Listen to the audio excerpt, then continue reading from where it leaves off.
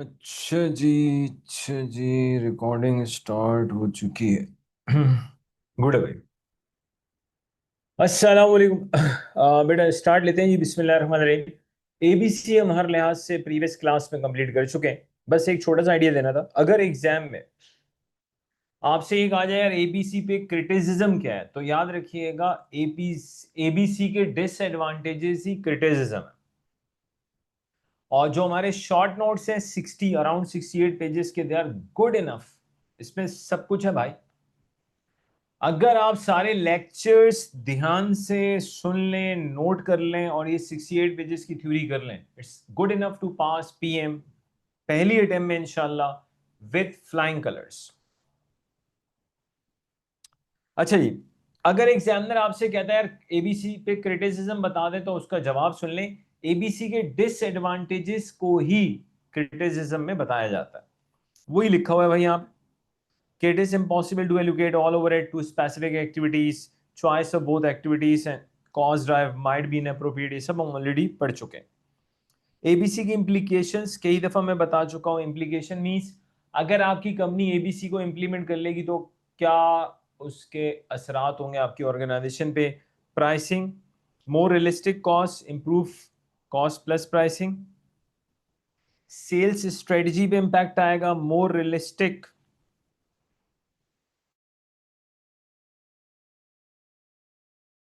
can help focus on sales strategy. For example, research and development can be directed at products with better margins. Performance management can be improved due to setting more realistic budget and improve क्या cost control। ये सारी बातें हम already कर चुके हैं। आज का जो टॉपिक है बेटा, the name of that topic is target costing. बहुत ही आसान और छोटा टॉपिक है, इतना बड़ा नहीं है। आज की क्लास में इंशाल्लाह टारगेट कॉस्टिंग हर लिहाज से, थ्योरी, कॉन्सेप्ट, प्रैक्टिस, हर लिहाज से कंप्लीट हो जाएगा इंशाल्लाह। और इसके बाद जो अगला लेक्चर होगा उसमें समझे हम आपसे टारगेट कॉस्टिंग का एक टेस्ट लेंगे भाई। वो टेस्ट आप खुद दोगे। आपको उस टेस्ट को अटेम्प्ट करने के बाद आपको उस टेस्ट पे मेरा वीडियो लेक्चर मिल जाएगा भाई। फिर जो भी मसला हो आप रेलेवेंट व्हाट्सएप ग्रुप में पूछ सकते हैं, क्योंकि मैंने आप सबसे एक कमिटमेंट की है कि एक चीज को कॉन्सेप्ट्स, थ्योरी, प्रैक्टिस से पढ़ना है और फिर उसका टेस्ट होगा। उस टेस्ट पे आपको प्रॉपर वीडियो लेक्चर मिलेगा। टेस्ट चेक आप खुद करेंगे थ्रू अ वीडियो लेक्चर। अच्छा, ये बात करते हैं टारगेट कॉस्टिंग। अब जरा समझते हैं इसको कि टारगेट कॉस्टिंग की कहानी क्या है। समझना, देखो, पुराने वक्तों में कंपनीज जब सेलिंग प्राइस को डिसाइड करती थी तो कैसे डिसाइड करती थी। बहुत आसान था जी पुराने वक्तों में। पहले कंपनीज क्या करती थी, प्रोडक्ट की कॉस्ट एस्टिमेट करती थी, यार इतने में ये कॉस्ट हमें प्रोडक्ट पड़ेगी। फिर उसमें ऐड कर देते थे जो भी मार्कअप या मार्जिन है, तो सेलिंग प्राइस आ जाती थी। मैं रिपीट कर रहा हूं, ट्रेडिशनली कैसे सेलिंग प्राइस डिसाइड होती थी, अब नहीं होती। पहले ये होता था कि यार किसी प्रोडक्ट को बनाने से पहले हम कहते थे चेक कर लो भाई कितने में बनेगी। हमने कहा भाई इतनी कॉस्ट लगेगी। मान लो एक XYZ प्रोडक्ट बनेगी $100 में। फिर हमने कंपनी से कहा बताओ भाई प्रॉफिट कितना होना चाहिए पर यूनिट। होना यार $20 तो होना चाहिए। तो बस खत्म। $100 में एक चीज बनेगी, $20 का हमें प्रॉफिट चाहिए। इट मीन सेलिंग प्राइस आ गई 120। ये नहीं आप देख रहे हैं, ट्रेडिशनली जो सेलिंग प्राइस डिसाइड करने का तरीका था वो था कॉस्ट प्लस प्रॉफिट। खत्म। चलो आप पहले करते क्या थे, पहले हम ये देखते थे एक चीज हम कितने में मैन्युफैक्चर करेंगे, कितने में बनाएंगे, हमें क्या कॉस्ट पड़ेगी, फिर हमें क्या प्रॉफिट चाहिए, ऐड कर दो सेलिंग प्राइस आ जाएगी। आज के एरा में ऐसा नहीं होता। जमाना तब्दील हो गया है, बदल गया है। बदलाव राग लो, पश्तो में कहते हैं बदलाव आ गया भाई, राग लो। हाँ राजी भी ना, बदलाव रा लो भाई। बदलाव आ गया यार, चीजें तब्दील है। अब टारगेट कॉस्टिंग में क्या होता है ये समझना है। वो पुराने जमाने वाली बातें खत्म। टारगेट कॉस्टिंग में पहले तो मेरे भाई आप कोई कॉन्सेप्ट डेवलप करो, किस तरह की प्रोडक्ट के बारे में आप सोच रहे हैं, क्या कर रहे हैं। फिर उससे बड़ी चीज, टारगेट कॉस्टिंग के अंदर हम सबसे पहले ये देखते हैं फिर कि मेरे भाई मार्केट में जिस प्रोडक्ट के बारे में हम सोच रहे हैं, जिस तरह की प्रोडक्ट हम मार्केट में लाना चाह रहे हैं, अब आप ये चेक करेंगे मार्केट में उस तरह की प्रोडक्ट कितने में सेल होती है। हाँ, इसको छोड़ दो, अरे आप कितने में बनाएंगे प्रोडक्ट, इसकी तो बात ही नहीं हो रही। लो दोस्तों, हाँ हाँ भाई, अब तो ये चीज चल रही है कि जो प्रोडक्ट हम लाने वाले हैं, चेक करो मार्केट में कितने में सेल होती है। यानी कि यहां पर हम मार्केट से सेलिंग प्राइस उठाएंगे, यानी कि अब हमारा फोकस एक्सटर्नल है। हम ये देख रहे हैं टारगेट कॉस्टिंग में कि भाई what customer is willing to pay us. फर्क है सर, फर्क है, अब सोचने का तरीका अलग। जो प्रोडक्ट आप लाना चाह रहे हो, चेक करो भाई मार्केट में कितने की बिक्री है। तो टारगेट कॉस्टिंग में सेलिंग प्राइस कहां से आएगी, मिलके बोलो, मार्केट से। अब भाई सेलिंग प्राइस मैंने उठा ली मार्केट से, रिसर्च रिसर्च कर ली, पता लग गया कस्टमर इतना पे करता है, इससे ऊपर पे नहीं करेगा। ये भी पता लग गया भाई डिमांड है, सब कुछ है, और कस्टमर इतना पैसा देने के लिए विलिंग, दैट्स इट। तो सेलिंग प्राइस उठा ली मार्केट से। भाई मिसाल के तौर पे, अगर मेरी कंपनी आज इन्वर्टर एसी लॉन्च करना चाह रही हो मेरे भाई, तो हम क्या पहले लोग थोड़ी हैं दुनिया में जो इन्वर्टर एसी लेकर आ रहे हैं। हमसे पहले 600 ब्रांड्स ऑलरेडी उनके इन्वर्टर एसी मौजूद है मार्केट में। तो मुझे सबसे पहले ये देखना चाहिए ना कि जिस तरह का इन्वर्टर एसी मैं लाना चाह रहा हूं, उस तरह के इन्वर्टर एसी की मार्केट में सेलिंग प्राइस क्या है। यूं नहीं हो सकता ना, मैं इस चीज को इग्नोर करूं, मैं कहूं नहीं जी मैं तो अपना इन्वर्टर एसी इतने में बेचूंगा। ओ भाई, अगर आपकी प्राइस खराब होगी तो nobody is going to buy it. तो पहले मैंने इन्वर्टर एसी की प्राइस मार्केट से उठाई, कौन सी प्राइस, सेलिंग प्राइस। अब सेलिंग प्राइस चेक कर ले, बिल्कुल अलग ही चल लेना। सेलिंग प्राइस याद रखिएगा कहां से आ रही है भाई, मार्केट से। मान लो सेलिंग प्राइस आ गई $100, पता लग गया भाई $100 में चीज सेल होती है। अब आप चेक करो कि आपकी कंपनी का टारगेट प्रॉफिट क्या है, पर यूनिट में आप कितना प्रॉफिट कमाना चाहते हैं। हमने कहा मान लो हम पर यूनिट पे $10 का प्रॉफिट कमाना चाहते हैं, तो सेलिंग प्राइस जो कि मार्केट से ली थी, हमने सेलिंग प्राइस मार्केट को दी नहीं है, हमने सेलिंग प्राइस मार्केट से ली है। पुराने जमाने में सेलिंग प्राइस मार्केट को बताई जाती थी कि हम इतने में बेचेंगे, वो जमाने हो गए खत्म। नया जमाना आ गया सर, नए लोग, नया जमाना, टारगेट कॉस्टिंग। सेलिंग प्राइस कहां से आएगी, मार्केट से आएगी। उठा ली प्राइस। अब आप चेक कर लो यार, एक यूनिट पे आप क्या चाहते हो, कितना प्रॉफिट होना चाहिए, उसको कहते हैं टारगेट प्रॉफिट। इसमें से मैं लेस करूंगा टारगेट प्रॉफिट।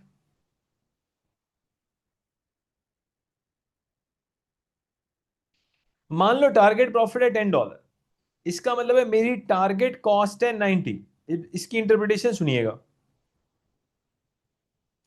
अगर मेरी कंपनी इस प्रोडक्ट को $90 में प्रोड्यूस करने में, मैन्युफैक्चर करने में कामयाब हो जाए, अगर मेरी कंपनी इस प्रोडक्ट को $90 में मैन्युफैक्चर करने में, प्रोड्यूस करने में कामयाब हो जाए, then I will be in a position to earn the target profit of $10 per unit very easily. क्यों? Because we know that selling price $100 है, कस्टमर $100 देने के लिए तैयार है। तो अब सारा फोकस इस चीज पे होगा कि भाई किसी तरह से ये product without compromising on quality, तो क्वालिटी पे कॉम्प्रोमाइज करेंगे कोई खरीदेगा ही नहीं। विदाउट कॉम्प्रोमाइजिंग ऑन क्वालिटी ये प्रोडक्ट किसी तरह से $90 में आप मैन्युफैक्चर कर लो। तो अब आप निकालेंगे एस्टिमेटेड कॉस्ट कि यार कितने में बनेगी आपसे। मान लो हमारी एस्टिमेटेड कॉस्ट है $95। टारगेट कॉस्ट क्या है 90। अगर हम $90 में इस प्रोडक्ट को मैन्युफैक्चर करने में कामयाब हो जाते हैं तो per unit we can earn the target profit of $10। हमने एस्टिमेट किया, हमने कहा नहीं यार हमें लग रहा है हम 95 में इसको बना पाएंगे। इसका मतलब क्या है, there is a cost gap. जो चीज $90 में बननी चाहिए, जो चीज $90 में बननी चाहिए, हमारी एस्टिमेशन ये कहती है हम 95 में बनाएंगे। तो एक टर्म आ जाएगी कॉस्ट गैप। कॉस्ट गैप दो चीजों का डिफरेंस है, estimated cost and target cost. Cost gap दो चीजों का डिफरेंस है, estimated cost minus target cost. Cost gap दो दो चीजों का डिफरेंस है, estimated cost minus target cost. बेटा एस्टिमेटेड कॉस्ट है 95, टारगेट कॉस्ट है 90, द गैप इज $5। अब सुनना, हर वो स्ट्रेटेजी इंप्लीमेंट करो, हर वो स्ट्रेटेजी फॉलो करो जिससे आप ये कॉस्ट गैप को रिड्यूस कर सकें।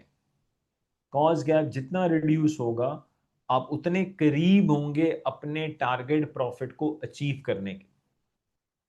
तो हर वो काम करें, हर वो स्ट्रेटेजी लेकर आए, again without compromising on quality, to reduce the cost gap. याद रखिएगा,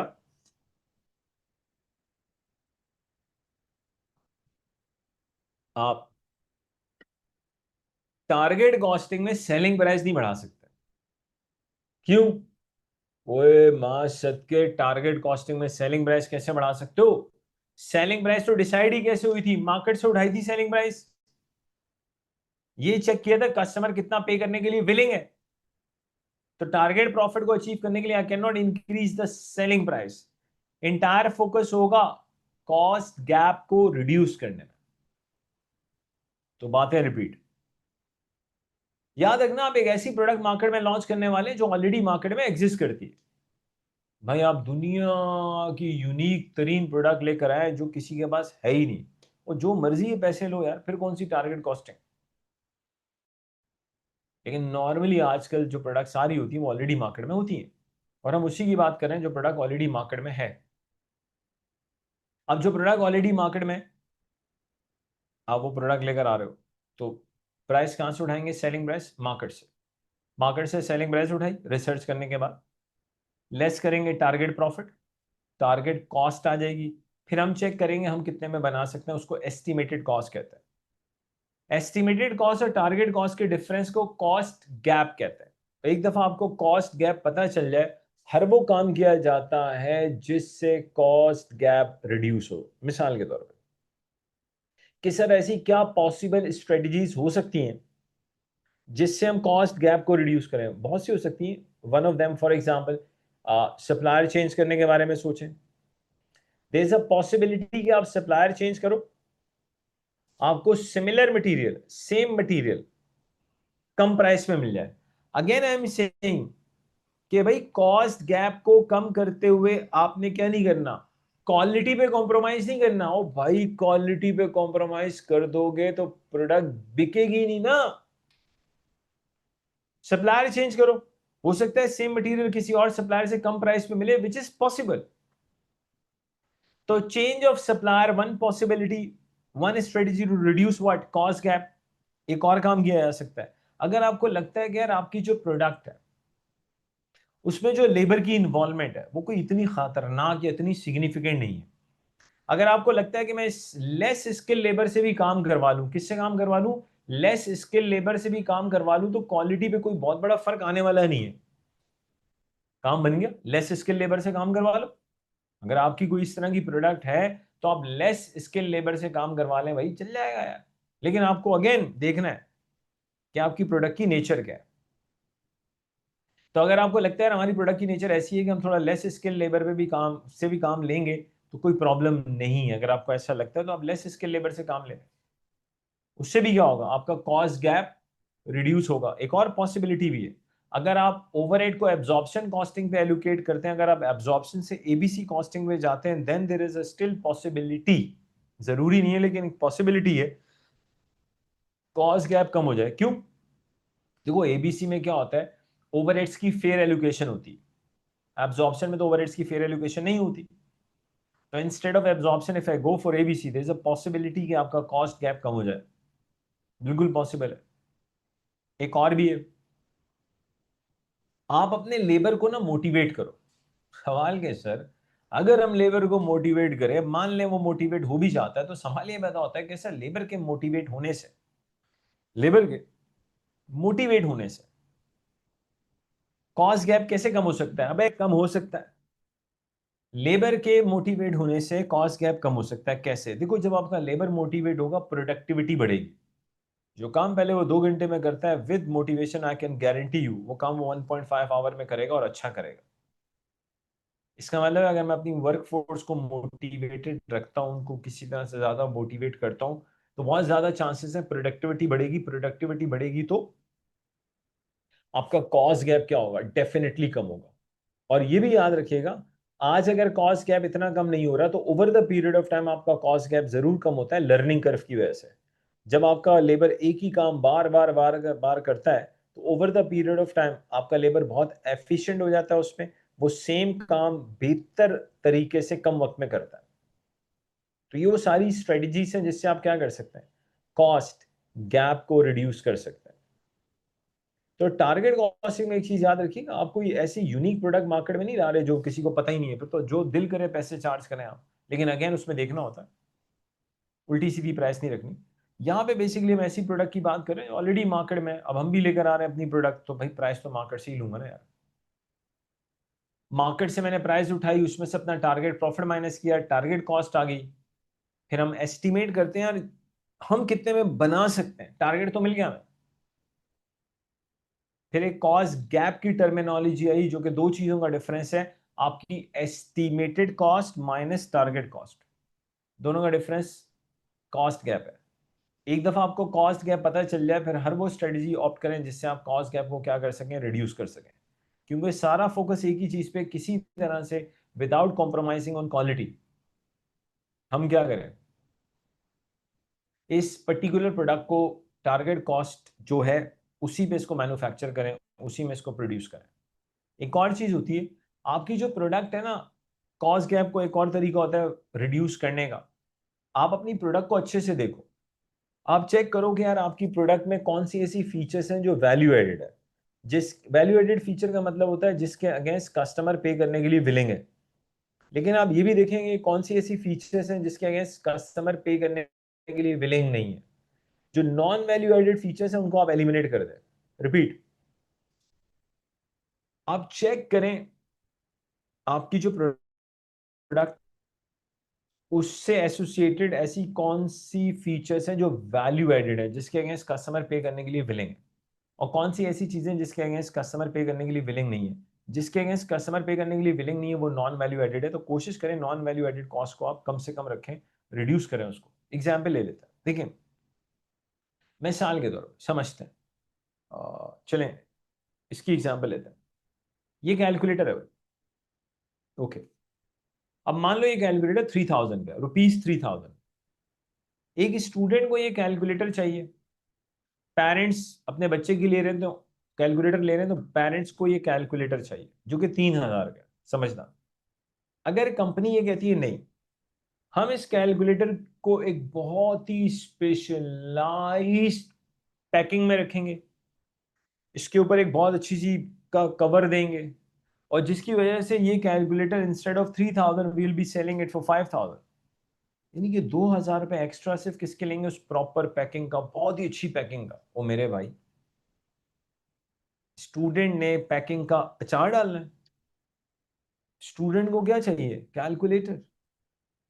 स्टूडेंट विल नॉट पे यू 2000 एडिशनल, या पेरेंट्स आपको 2000 एडिशनल से पैकिंग की वजह से नहीं देंगे। यानी कि पैकिंग के ऊपर आप जो भी पैसा लगा रहे हैं इतना ज्यादा, वो वैल्यू एडेड है ही नहीं। वो कोई आपके कैलकुलेटर की किसी फीचर में इजाफा थोड़ी कर रहा है, किसी फंक्शन में इजाफा थोड़ी कर रहा है भाई। तो ये नॉन वैल्यू एडेड कॉस्ट है, सोचिएगा। इसी तरह से ट्रांसपोर्टेशन कॉस्ट, अगर मैं बहुत हाई ट्रांसपोर्टेशन कॉस्ट बेयर करता हूं तो आप बेयर कर लें, कस्टमर तो उसके लिए पे करने के लिए विलिंग नहीं, कस्टमर कह रहा है यार मुझे क्या फायदा। मतलब आप बाहर से एक चीज इंपोर्ट करवाते हैं, बाहर से आप एक चीज इंपोर्ट करवाते हैं, एरोप्लेन से भी आ सकती है, शिप से भी आ सकती है, शिप से आपकी ट्रांसपोर्टेशन कॉस्ट एक्स्ट्रा ऑर्डिनरी कम है, एरोप्लेन से बहुत ज्यादा है। अब आप कस्टमर को कह रहे हैं मैं आपको इसलिए ज्यादा चार्ज कर रहा हूँ क्योंकि मैंने एरोप्लेन से मंगवाई है, भाई कस्टमर कहता है शिप से मंगवा लेते हैं, मेरा क्या लेना देना इससे। तो आप चेक करें भाई आपकी जो प्रोडक्ट है उसमें कौन सी ऐसी फीचर्स हैं जिसके अगेंस्ट कस्टमर पे करने के लिए विलिंग है, और कौन सी ऐसी फीचर्स हैं जिसके अगेंस्ट कस्टमर पे करने के लिए विलिंग नहीं है। मिसाल के तौर पे आप कोई परफ्यूम लॉन्च कर रहे हैं, ऑफ कोर्स उस परफ्यूम की जो बॉटल है उसका एक डिसेंट डिजाइन होना चाहिए, एक डिसेंट उसकी लुक होनी चाहिए, लेकिन अगर आप उस बॉटल के डिजाइन के ऊपर उसके लुक के ऊपर 4-5 हज़ार रुपए एडिशनल लगा दें, मान लें परफ्यूम इटसेल्फ 3-4 हज़ार का है लेकिन आप 3 हज़ार रुपए मजीद ले रहे हैं क्योंकि आपने बॉटल का डिजाइन बहुत अच्छा कर दिया, customer is not just for the bottle. तो इसका मतलब ये हुआ कॉस्ट गैप मजीद रिड्यूस किया जा सकता बाय एनालाइजिंग यार कौन सी ऐसी फीचर्स हैं जिसके अगेंस्ट कस्टमर पे करने के लिए विलिंग है और कौन सी ऐसी फीचर्स हैं जिसके अगेंस्ट कस्टमर पे करने के लिए विलिंग नहीं है। तो जो नॉन वैल्यू एडेड एक्टिविटीज हैं आप उनको एलिमिनेट करें, रिड्यूस करें। तो आपको थोड़ा सा आइडिया होना चाहिए टारगेट कॉस्टिंग का। चले देखते हैं भाई इसको नोट्स के थ्रू। टारगेट कॉस्टिंग में पहला स्टेप देख लें, estimate a market driven selling price. ये चेक कर ले कंपनी ड्रिवन नहीं है। टारगेट कॉस्टिंग में ये नहीं हो रहा कंपनी कह रही है हम इतने पैसे लेंगे, ना ना ना ना ना ना ना ना ना, मार्केट से उठाया जा रहा है। Estimate a market driven selling price for a new product, for example computer, a required market to capture, apologies, to capture a required market share. उल्टी सीधी प्राइस रखेंगे तो मार्केट शेयर कैप्चर नहीं होने वाला। Estimate a market-driven selling price for a new product, for example, to capture a required market share. Reduce this figure. Reduce this figure by company's required level of profit. Selling price में से target profit minus कर दें तो आपके पास target cost आ जाएगी। जैसे ही target cost आ जाएगी तो आप करोगे क्या, कॉस्ट गैप कैलकुलेट करोगे, और कॉस्ट गैप दो चीजों का डिफरेंस है, estimated product cost minus target cost. जैसे हमने कहा था हमारी एस्टिमेटेड प्रोडक्ट कॉस्ट 95 है, टारगेट 90 है, तो 5 का कॉस्ट गैप है। उसके बाद हर वो काम करें जिससे कॉस्ट गैप को आप क्या कर सकें, रिड्यूस कर सकें। क्लोज द कॉस्ट गैप, क्योंकि बेटा याद रखिएगा आपका कॉस्ट गैप रिड्यूस होगा तो ही आप वो कमा पाएंगे जो आपको कमाना है। This may be done through a value analysis. मैंने आपसे कहा था आप चेक करें आपकी प्रोडक्ट की कौन सी फीचर्स हैं जो वैल्यू एडेड है, कौन सी नॉन वैल्यू एडेड है। फंक्शनल एनालिसिस और वैल्यू इंजीनियरिंग। चाहिए वैल्यू इंजीनियरिंग क्या, बहुत आसान है यार, आसान कर लें, सबको आप यूं समझ लें कि यार आपने अपनी प्रोडक्ट के से रिलेटेड जो कॉस्ट गैप को कम करना है, आप बस ये देख लें कि यार सिंपली यार कौन सी फीचर्स हैं जिसके अगेंस्ट कस्टमर पे करने के लिए विलिंग है, कौन सी ऐसी है जिसके अगेंस्ट कस्टमर पे करने के लिए विलिंग नहीं है। जिसके अगेंस्ट कस्टमर पे करने के लिए विलिंग नहीं है उसको एलिमिनेट करें या बिल्कुल रिड्यूस कर दें। ये सिंपली आपके पास लास्ट पॉइंट आ जाएगा कि हर वो काम करें जिससे आप क्या कर सकें, आपका कॉस्ट गैप क्या कर सकें, क्लोज कर सकें। कॉस्ट गैप क्लोज होगा तो ऑटोमेटिकली आप क्या अचीव कर पाएंगे, आप टारगेट प्रॉफिट जो आपको चाहिए आप बहुत आराम से क्या कर सकते हैं, अचीव कर सकते हैं। Otherwise you will not be able to achieve it. तो भाई आपको कॉस्ट गैप क्या करना है, क्लोज करना है। कॉस्ट गैप क्लोज होगा तो ही आप टारगेट प्रॉफिट अचीव कर सकते हैं, वरना अचीव नहीं कर सकते। यहां आ जाइए मजीद तरह बात कर लेते हैं इस पे। Closing the target cost gap. Target cost gap को हम कैसे क्लोज कर सकते हैं, एक है value analysis. Looks at identify which product features contribute to customers perceived value which do not, ये बात हुई थी। आप चेक करो ना यार, वैल्यू एनालिसिस में आप देखें यार कस्टमर कौन सी फीचर्स को वैल्यू असाइन करता है, किसको वैल्यू असाइन नहीं करता।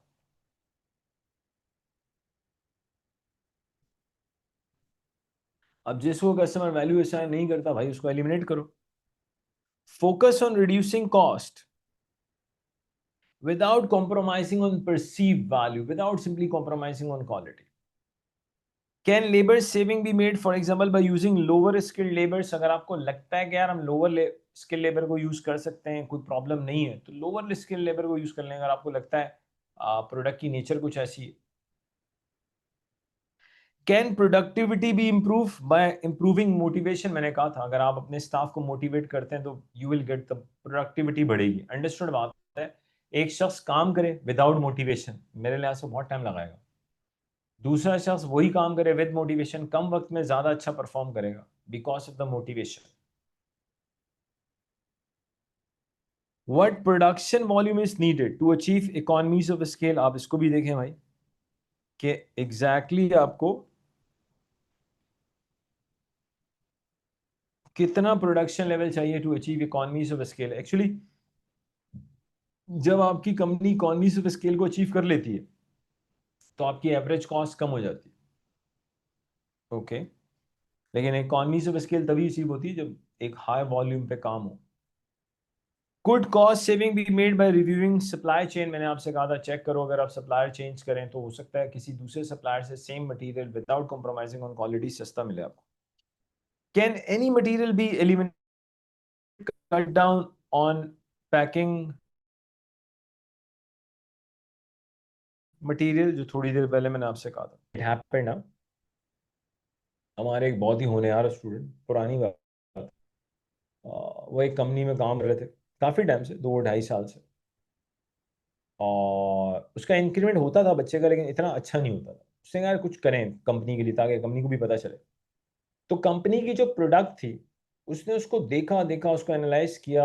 अभी अल्लाह की तरफ से होता है, जाहिर सी बात है, इतने लोग काम करते हैं। उस बच्चे ने एक चीज आइडेंटिफाई करके दी उनको। उन्होंने कहा, उस बच्चे ने कहा एक्चुअली हम बेसिकली इसमें जो पैकिंग कर रहे हैं वो बहुत ज्यादा एक्सपेंसिव कर रहे हैं और हम उस पैकिंग की कॉस्ट को रिड्यूस कर सकते हैं। प्लस उसने एक और चीज भी बताई, कोई एक्सवाइजी। उससे हुआ क्या, उन्होंने उसके आइडिया को इंप्लीमेंट किया जिससे उस कंपनी को करोड़ों का बेनिफिट हुआ, लेकिन बच्चे की सैलरी इंक्रीज नहीं हुई, विच इज नॉट गुड। लेकिन चले, can a cheaper material be substitute without again affecting quality? अगर चीपर मटेरियल आ सकता है तो वो ले लें भाई, वो ले लें, क्वालिटी पे इफेक्ट किए बगैर। मैं एग्जाम्पल दे रहा हूँ बताने के लिए, लेकिन एग्जाम में नहीं लिखना, फंस जाएंगे। जरा से हटके एग्जाम्पल है। क्या हम मटीरियल सब्स्टिट्यूट में ला सकते हैं? जैसे I'm not mentioning a name of a city, doesn't look nice. अब वैसे ही बात कर लेते हैं, which I was surprised. Again, I'm not mentioning the name. अच्छा नहीं लगता। मतलब कहीं खाना खा रहे थे हम, दावत थी, खा रहे थे, तो हमें ऐसा लगा कि ये जो है मतलब बकरे का गोश्त। मैंने कहा नहीं सर, ये बकरे का गोश्त नहीं है। मैंने कहा क्या मतलब भाई, चलें छोड़ें इस बात को, वापस आते हैं, अल्लाह माफ करे। तो उन्होंने बेसिकली कोई ऑल्टरनेटिव यूज किया, I am not mentioning a name, हलाल हलाल 100%। तो वो बेसिकली उसकी हर बंदा इतने आराम से पहचान नहीं पा रहा था। तो अगर आपको लगता है कि यार कोई और मटेरियल भी यूज हो सकता है विदाउट कॉम्प्रोमाइजिंग ऑन क्वालिटी, कर लें भाई। Can part assembled component be bought to save on assembling time? अगर कुछ हम समझे, हम कुछ वर्क इन प्रोग्रेस ही उठा लें, सेमी फिनिश गुड उठा लें मार्केट से, फिर उसको फिनिश गुड में कन्वर्ट कर लें, इससे कोई टाइम बच सकता है, पैसा बच सकता है, तो ये कर लो भाई। Can the incidence of cost drivers be reduce? जिसकी वजह, कॉस्ट ड्राइवर क्या होता है, जिसकी वजह से पैसा लगता है। बोला भाई 600 रीजन है जिसकी वजह से पैसा लग रहा है भाई। बोला भाई कुछ कम हो सकती है तो उनको कम कर दो भाई। कॉस्ट ड्राइवर का मतलब होता है जिसकी वजह से पैसा लगे, तो भाई वो रीजन जिसकी वजह से पैसा लग रहा है, अगर उनमें से किसी को आप कंट्रोल कर सकते हैं, रिड्यूस कर सकते हैं, या कोई ऐसी कोई ऐसा कॉस्ट ड्राइवर जो आपको लगता नहीं यार इस पे तो काम किया जा सकता है, तो आप किसी नंबर ऑफ कॉस्ट ड्राइवर्स जो कम किए जा सकते हैं तो कम करें भाई। यानी कि कॉस्ट ड्राइवर का मतलब है जिसकी वजह से कॉस्ट लगती है, अगर आप उसको कम कर सकते हैं तो भाई बड़ी जबरदस्त बात है। तो ये वो सारे आप कह लें स्ट्रेटजीज हैं जिससे आप क्या कर सकते हैं, कॉस्ट गैप को कम कर सकते हैं। ओके, आगे चले इम्प्लीकेशंस। अब बेटा अगर आपकी कंपनी टारगेट कॉस्टिंग को फॉलो करेगी तो इम्प्लीकेशंस क्या है, कॉन्सिक्वेंसेस क्या है। सबसे पहले तो अगर आप देखें pricing will be more realistic since customer demand is considered. भाई इससे ज्यादा रियलिस्टिक क्या होगा कि प्राइस हमने खुद डिसाइड नहीं की, मार्केट से सेलिंग प्राइस उठाइए। Cost control, target cost motivates manager to find new ways of saving cost. आप देखिए ना, सारा फोकस प्रोडक्ट बनाने से पहले ही इस चीज के ऊपर है कि यार बस इतने में बनाओ कि टारगेट कॉस्ट के अंदर अंदर ये चीज बन जाए। Performance management enhance because the business finds ways to reduce cost. Performance management बढ़ेगी ना आपकी, क्योंकि आपका बिजनेस इस चीज पे फोकस कर रहा है किस तरह से कॉस्ट कम हो सकती है। आगे चले, value analysis to ensure target cost, to ensure target cost can be achieved, value analysis is used. Value analysis identifies any unnecessary cost elements within the component of goods and services. ये बात कई दफा हो चुकी है भाई, आप check कर लें वैल्यू एनालिसिस में जो नॉन वैल्यू एडेड फीचर्स हैं उसको हटा दें। Non value added feature means जिसके अगेंस्ट कस्टमर पे करने के लिए विलिंग नहीं है। अब वैल्यू एनालिसिस की बात करें, एक तो है कॉस्ट वैल्यू। भाई मैं अगर आपको $100 दे रहा हूँ किसी चीज के लिए, कॉस्ट वैल्यू ये कि भाई मुझे ये देखना है कि सेम $100 में कौन सी सिमिलर प्रोडक्ट आ सकती है, व्हाट दे आर चार्जिंग। तो cost value. Exchange value, exchange value का मतलब बहुत आसान है। अगर मैं फॉर एग्जांपल आपसे कार परचेज कर लेता हूँ, एक्सचेंज वैल्यू है कि अगर मैं उस कार को सेल करता हूँ तो भाई मुझे कितना कैश मिलेगा, that is exchange value. Of course जितने में मैंने गाड़ी खरीदी है नॉर्मली उतने में सेल नहीं होगी। अगर आप पाकिस्तान में तो फिर ज्यादातर गाड़ियां महंगी सेल होती हैं, पहले सेल होती थी अब तो थोड़ा कम पे सेल होती है। एक्सचेंज वैल्यू मीन्स मैंने जो प्रोडक्ट ले ली है अब मैं अगर उसको सेल करने जाता हूँ तो कितने में वो सेल होगी। जैसे हमारे यहाँ जब भी कार परचेज की जाती है तो majority of the families I would say वो रीसेल देखते हैं उस गाड़ी की, हालांकि शायद बेचनी नहीं होती फिर भी वो देख रहे होते हैं रीसेल क्या है। तो exchange value is that resale value. Use value, जो प्रोडक्ट आप परचेज कर रहे हैं उसकी यूज वैल्यू क्या है। देखो मिसाल के तौर पर अब ये कैलकुलेटर है, मान कहने को 3,000 का 2,000 का कैलकुलेटर है, लेकिन एक स्टूडेंट के लिए इसकी यूज वैल्यू बहुत है। जाहिर सी बात है उसको नंबर ऑफ ईयर्स तक यूज करेगा। स्टीम वैल्यू, अच्छा स्टीम एक इंटेंजिबल बात हो रही है, क्या मतलब। देखो अब ये इंटेंजिबल की कहानी क्या है समझते हैं। मतलब बाज आप कह लें स्टीम वैल्यू को कुछ यूं ले लें कि मैं आपकी प्रोडक्ट इसलिए परचेज कर रहा हूं क्योंकि मुझे उससे स्टीम वैल्यू मिल रही है। अब बच्चा कह रहा है ठीक है आप हमारी प्रोडक्ट इसलिए परचेज कर रहे हो उससे आपको स्टीम वैल्यू मिल रही है, लेकिन बच्चा कह रहा है कि सर स्टीम वैल्यू है क्या, बताता हूं। स्टेटस सिंबल फॉर एग्जांपल, क्या मतलब। मुझे एक चीज बताओ, मोबाइल का सेल फोन का बेसिक फंक्शन क्या है, कॉल आनी चाहिए और कॉल जानी चाहिए। ये मेन फंक्शन है जिसके लिए मोबाइल को दुनिया में डेवलप या मैन्युफैक्चर किया गया था, इन्वेंट किया गया था। लेकिन आज मेजॉरिटी ऑफ द पीपल या बहुत से लोग आईफोन परचेज करते हैं जो बहुत महंगा है, बहुत एक्सपेंसिव है। अच्छा, जो फीचर्स आईफोन आपको दे रहा है मोर और लेस, बल्कि सेम फीचर्स आपको कम प्राइस पे और फोन भी दे देंगे। अब सवाल ये पैदा होता है कि सर अगर सेम प्राइस पे और फोन भी मार्केट में अवेलेबल हैं जो सेम फीचर्स देते हैं और कम प्राइस पे सेम फीचर्स देते हैं, तो वहां लोग क्यों नहीं जाते। स्टीम वैल्यू, क्या मतलब। सर बहुत से लोग आईफोन इसलिए परचेज करते हैं, अब आईफोन एक किस्म का स्टेटस सिंबल बन गया। हालांकि लोगों को पता है जितना हम आईफोन के लिए दे रहे हैं इतने इससे कम प्राइस में सेम फंक्शन वाला कोई और फोन खरीदा जा सकता है, but still customer is paying to the iPhone so much. क्या मिलता है उसको, स्टीम वैल्यू। अब थोड़ा सा आइडिया स्टीम वैल्यू, ये एक अलग ही नशा है, अल्लाह माफ करे। तो मैंने इसकी एक एग्जाम्पल दी है। अब किसी के लिए वो स्टीम वैल्यू कोई डिजाइन हो सकता है, कोई लग्जरी, कोई कंफर्ट हो सकता है। मिसाल के तौर पे होंडा। अब बहुत से लोग होंडा की कार इसलिए परचेज करते हैं क्योंकि उसका डिजाइन उनको बहुत पसंद है। अब वो होंडा वालों को मान लो टोयोटा से कोई ज्यादा पे कर रहे हैं, रीजन बीइंग है कह रहे हैं नहीं यार इसमें कम बहुत है, इसका डिजाइन बड़ा अच्छा है, स्टीम वैल्यू, कंफर्ट बहुत है, डिजाइन बहुत अच्छा है, ये स्टीम वैल्यू है भाई। तो आपको थोड़ा सा आइडिया होना चाहिए कॉस्ट वैल्यू, एक्सचेंज वैल्यू। हालांकि यूज वैल्यू की बात करें, आपके पास होंडा की गाड़ी है, टोयोटा की गाड़ी है, यूज वैल्यू तो एक जैसी है। कार का काम क्या है? कम्यूटिंग, एक जगह से दूसरी जगह लेके जाना। आप सुजुकी की गाड़ी भी ले लें तो यूज वैल्यू तो सेम है। हाँ, एक्सचेंज वैल्यू में फर्क होगा, आई एग्रीड, लेकिन स्टीम वैल्यू में बहुत फर्क है। होंडा होंडा है, टोयोटा टोयोटा है, सुजुकी सुजुकी है, हर एक की अपनी स्टीम वैल्यू। अच्छा जी, अब ये हर लिहाज से हमने टारगेट कॉस्टिंग को थ्योरेटिकली देख लिया अल्हम्दुलिल्लाह। अब हम बात करते हैं, इसको पहले सेव करते हैं पेज को, और फिर हम न्यूमेरिकली बात करते हैं टारगेट कॉस्टिंग।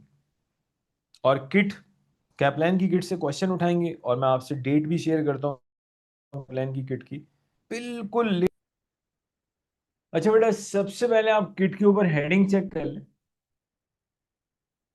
सितंबर 25, दिसंबर 25, मार्च 26, जून 26, 100% लेटेस्ट कैपलान किट। ये उस सवाल का जवाब है। बाज बच्चे इन चक्करों में होते हैं, सर ये लेटेस्ट किट हम यूज कर रहे हैं पुरानी। तो अड़े सामने आएगी जी, आपके सामने। पश्तो में क्या कहते हैं, तासो मख मख मख के दे। तो भाई तासो मख के दे आपके सामने है भाई, आप चेक कर लें। तो लेटेस्ट, हर चीज लेटेस्ट है, टेंशन ना लें। अच्छा जी, अच्छा जी, यहाँ से सवाल उठा लेते हैं और फिर चलते हैं वन नोट पे। ये भी बताना जरूरी होता है बच्चों को भाई, वरना बच्चे बच्चे ही हैं। अच्छा बड़ी सवाल आ चुके हैं, क्वेश्चन नंबर 41। आज हम इसमें मल्टीपल चॉइस को देखेंगे, फिर टेस्ट। अगला जो होगा वो पीडीएफ आप डाउनलोड कर लेना, वो टेस्ट का होगा। और फिर हम इंशाल्लाह उस पर वीडियो लेक्चर देंगे आपको। Question 41, in target costing which one of the following would be an appropriate strategy to reduce a cost gap for a product that existed in a competitive industry with the demanding competitive industry है, share holder बड़े demanding है। ऐसा क्या करेंगे cost gap कम हो सके? देखते हैं जी। Increase selling price falls. Selling price आप बढ़ा ही नहीं सकते सबसे पहले तो टारगेट कॉस्टिंग में। दूसरा, सेलिंग प्राइस बढ़ाने से कॉस्ट गैप थोड़ी कम होता भाई। Reduce the expectation gap by reducing what, oh oh false. Selling price क्यों कम करूंगा? आप मुझे बताएं, टारगेट कॉस्टिंग में सेलिंग प्राइस आती कैसे? मार्केट से उठाते हैं, सारी रिसर्च करने के बाद बड़ी मुश्किल से तो सेलिंग प्राइस डिसाइड होती है यार। रिड्यूस क्यों करूंगा? पर मैं सेलिंग प्राइस को रिड्यूस कर भी करनी ही नहीं है मुझे तो। विच one of the following appropriate strategy reduce selling price के कम होने से कॉस्ट गैप थोड़ी कम होता है यार। Reduce the desired profit margin on the product. भाई मैं क्यों रिड्यूस करूं इसको? क्यों रिड्यूस करूं? False. Machinizing production in order to reduce average production cost, true. Machinizing production in order to reduce what, क्या? Average production cost. अगर आप मशीन की इन्वॉल्वमेंट की वजह से एवरेज प्रोडक्शन कॉस्ट कम कर दें तो ऑटोमेटिकली कॉस्ट गैप कम हो जाएगा। तो प्रोडक्शन कॉस्ट कम होगी तो एस्टिमेटेड कॉस्ट कम होगी, एस्टिमेटेड कॉस्ट कम होगी तो कॉस्ट गैप कम होगा। तो डी इज द आंसर। अगर आप मशीन्स की इन्वॉल्वमेंट कर सकते हैं और उससे अगर आप अपनी प्रोडक्शन कॉस्ट को, एवरेज प्रोडक्शन कॉस्ट को कम कर सकते हैं तो आपका डेफिनेटली कॉस्ट गैप कम होगा। क्वेश्चन 42,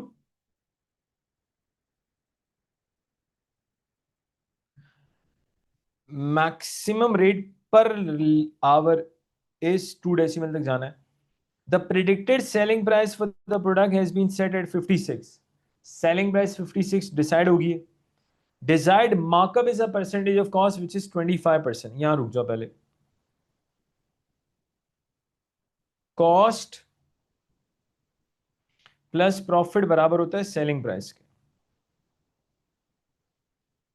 अगर एग्जामिनर मार्कअप की बात करते हैं तो मार्कअप में कॉस्ट 100% है, फिर इसमें प्रॉफिट ऐड होगा, जैसे यहाँ पे 25 है, तो आपकी सेलिंग प्राइस 125% होगी।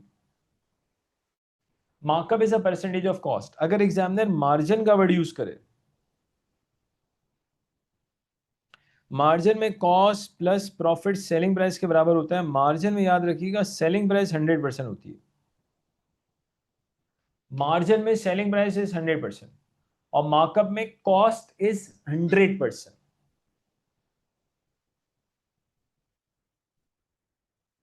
अच्छा जी।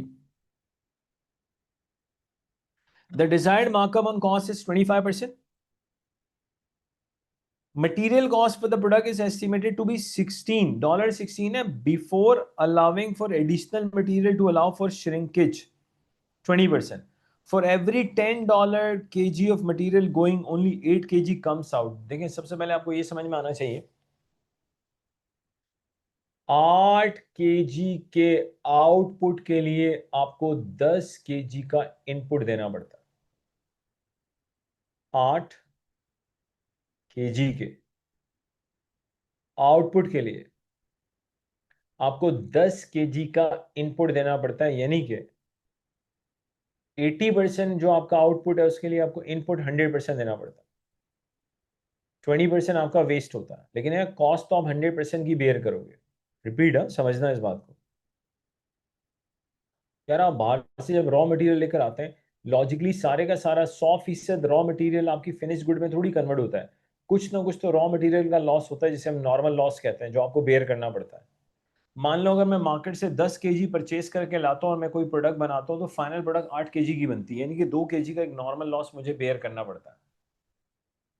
लेकिन जो कॉस्ट मटेरियल में लग रही है वो 10 केजी की लग रही है, to get the output of 8 KG.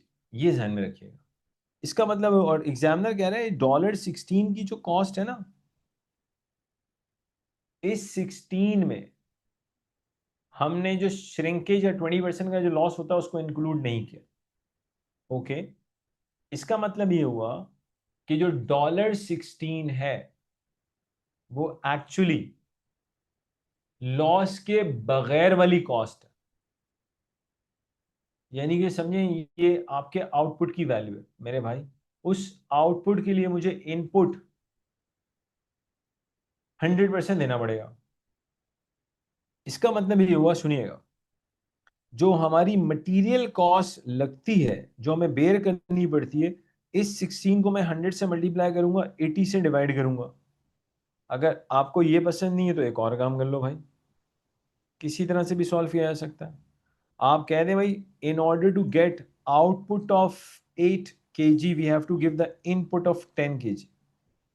और $16 की प्राइस बिफोर द लॉस है, यानी कि $16 आपके आउटपुट को रिप्रेजेंट करता है मेरे भाई। To get the output of 8, to get the output of 8 I have to give the input of 10। तो इसका मतलब हमें कितनी कॉस्ट बेयर करनी पड़ रही है। Just a minute.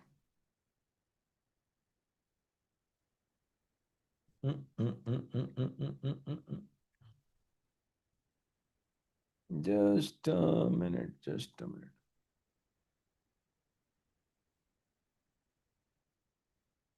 ये आपका हल्का सा मैथ्स लाएंगे मादरत के साथ यहाँ पे, ताकि मसला ना हो आपको। मैथ्स ये रहा। हमारा लॉस होता है 20%। हमारा लॉस क्या होता है? 20%। अगर मेरा लॉस 20%, द लॉस इज 20%, इसका मतलब है जो आउटपुट है वो कितना है? 80%। अब आप इसको 100 से मल्टीप्लाई करें, 80 से परसेंट से डिवाइड करें, या 10/8 कर दें, इट्स सेम थिंग। तो ये लें भाई, कहाँ चला गया? मैंने लिया 16। अगर मैं 16 को 10 केजी की कॉस्ट बेयर करनी पड़ेगी in order to get the output of 8 kg, तो मटेरियल कॉस्ट जो मुझे बेयर करनी पड़ती है वो 20 बेयर करनी पड़ती है। ओके, मेरी सेलिंग प्राइस 56 है, आगे चलते हैं। If the labour is the only other cost material के अलावा and 2 hours are needed, what is the most the business can pay per hour if the cost gap is to be avoided? हम चाह रहे हैं cost gap कम हो जाए, zero हो जाए। तो मैक्सिमम आप लेबर को कितना पे करने के लिए विलिंग होंगे? मटेरियल की कॉस्ट तो $20 लगेगी। एग्जामिनर कह रहे हैं आप 1 घंटे का लेबर को क्या रेट देंगे ताकि कॉस्ट गैप जीरो? ओके, आ जाओ यहाँ पर बताते हैं। सबसे पहले यहाँ पे 25% मार्कअप है और एग्जामिनर ने सेलिंग प्राइस दे रखी है 56। पहले तो ये देखें, सेलिंग प्राइस 56 है, मार्कअप 25% है, इसका मतलब आपकी सेलिंग प्राइस 125% है। सबसे पहले मैं 56 को कन्वर्ट कर रहा हूं कॉस्ट में। कॉस्ट बेसिकली 100% होगी। 56 को आप 100 से मल्टीप्लाई करें, 125 से डिवाइड करें। 125 क्यों कर रहे हैं? क्योंकि 25% मार्कअप है। 56 इज अ सेलिंग प्राइस जो कि 125% को रिप्रेजेंट करता है। तो भाई मेरे पास जो आंसर आ रहा है 44.8 आ रहा है। तो आपकी जो मटेरियल और लेबर की कॉस्ट है 44.8 है। अब मटेरियल की कॉस्ट हमें पता है, मटेरियल कॉस्ट हम निकाल चुके हैं विच इज 20। इसका मतलब है लेबर की कॉस्ट है 24.8, लेकिन ये जो 24.8 है ये लेबर की कॉस्ट है 2 आवर्स की, क्योंकि एक यूनिट में लेबर के 2 घंटे लगते हैं। अब अगर एक यूनिट में लेबर के 2 घंटे लगते हैं और एग्जामिनर आपसे कह रहा है पर लेबर आप मैक्सिमम कितना पे करोगे, तो ये ले भाई, to avoid the cost gap 24.8 को मैं 2 से डिवाइड कर देता हूं, I am getting 12.4। So maximum जो हम पे करेंगे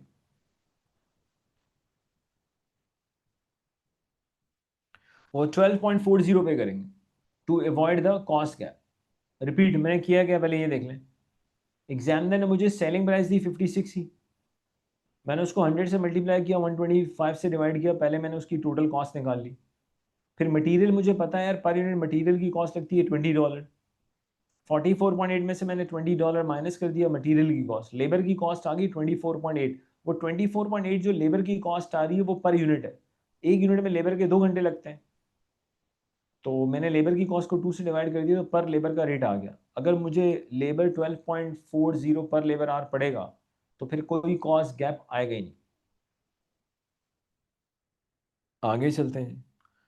विच of the following technique is not relevant to target costing? Value analysis relevant है, फंक्शनल एनालिसिस रेलिवेंट है, एक्टिविटी एनालिसिस रेलिवेंट है, sir variance analysis is not relevant. Variance analysis का मतलब होता है वेरिएंस आ चुका है, चाहे एडवर्स हो या फेवरेबल हो, और फिर हम इन्वेस्टिगेशन करते हैं क्यों आया, फिर हम कहते हैं फ्यूचर में नहीं आना चाहिए। वेरिएंस एनालिसिस टारगेट कॉस्टिंग में रेलेवेंट नहीं है, क्योंकि टारगेट कॉस्टिंग में तो एक चीज मैन्युफैक्चर करने से पहले ही हम चेक कर रहे होते हैं कि भाई ऐसा क्या करें कि कॉस्ट गैप कम हो जाए, ताकि हम चीज हमारी जो कॉस्ट, हमारी जो प्रोडक्शन कॉस्ट है वो बिल्कुल क्या हो, टारगेट कॉस्ट के बराबर हो। वेरिएंस एनालिसिस यहाँ रेलेवेंट नहीं है। वेरिएंस एनालिसिस तो जब आप पढ़ेंगे इंशाल्लाह बहुत डिटेल में, एडवर्स वेरिएंस हो या फेवरेबल, वो वेरिएंस आ चुका है भाई, उसके बाद तो जो भी होगा फ्यूचर में होगा।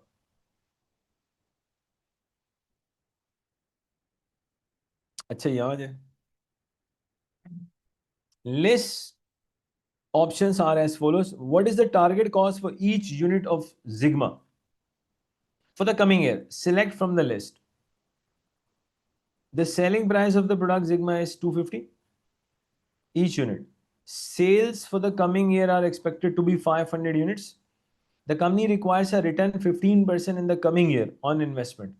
बेटा हमें जो रिटर्न चाहिए वो 2,50,000 की इन्वेस्टमेंट पे 15% रिटर्न चाहिए।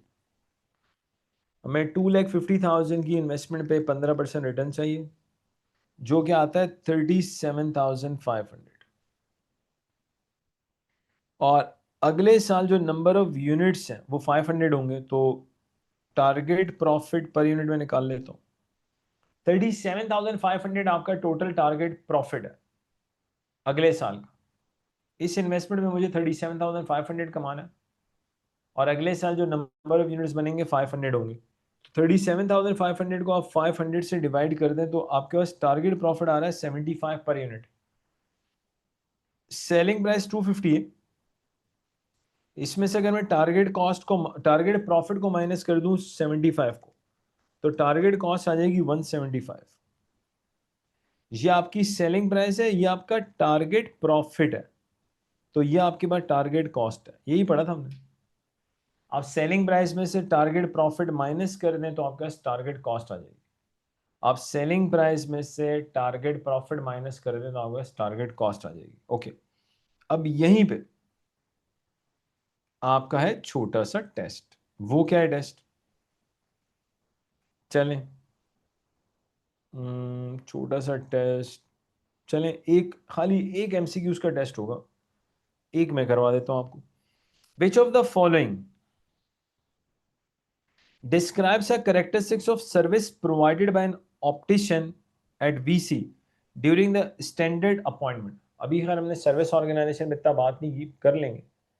वैसे हमें थोड़ा सा आइडिया होना चाहिए सर्विस इंडस्ट्री की। अगर हम बात करते हैं तो सर्विसेज इंटेंजिबल होती हैं, सर्विसेज में नहीं दी जा सकती, स्टोर नहीं हो सकती, पैरिशेबल होती हैं, और सर्विसेज में साइमल्टेनियसली बेनिफिट हो रहा होता है।